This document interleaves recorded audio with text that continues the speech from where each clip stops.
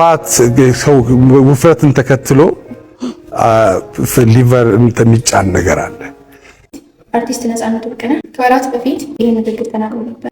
ምናልባትም የሞተበት ምክንያት ይህ ላይሆን ይችላል። ነገር ግን ለብዙዎቻችን ማንቂያ ይሆን ዘንድ ስለ ጉበት ስብ ክምችት አንዳንድ ነገር ልበላል። ጉበት ስብ ክምችት ብዙውን ጊዜ ውፍረትና ቦርጭ ያላቸው ሰዎች ላይ፣ ስኳር በሽተኞች ላይ እንዲሁም ደግሞ አልኮል ለረጅም ጊዜ የሚጠቀሙ ሰዎች ላይ ይስተዋላል። ብዙ ሰዎች ላይ ምንም አይነት የህመም ምልክት ሳያሳይ ረጅም ጊዜ ሊቆይ ይችላል። ነገር ግን ድንገት ለሌላ ሕክምና በመጡበት ሰዓት የተለያየ ደረጃ ላይ ደርሶ እናያለን። የጉበት ስብ ክምችት ወይም ደግሞ ፋቲ ሊቨር በራሱ 3 ደረጃዎች አሉት።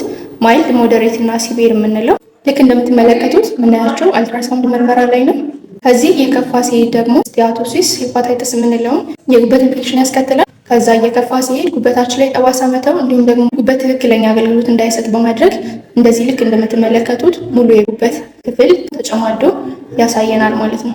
ይህን ከሰማችሁ በኋላ በተለይም ማይልድ እና ሞዴሬት ሌቭል ላይ ከሆነ ፋቲ ሊቨሩ እንቅስቃሴ ማድረግ፣ ኮሌስትሮል ያላቸውን ስብ ነክ ነገሮችን መቀነስ፣ ከዚህ በተጨማሪ በየጊዜው አልትራሳውንድ ምርመራ በማድረግ ህመሙን በጊዜ መታደግ እንችላለን ማለት ነው። የአርቲስቱን ነፍስ በአጸደ ገነት ያስቀምጥልን። ነፍስ ይማር።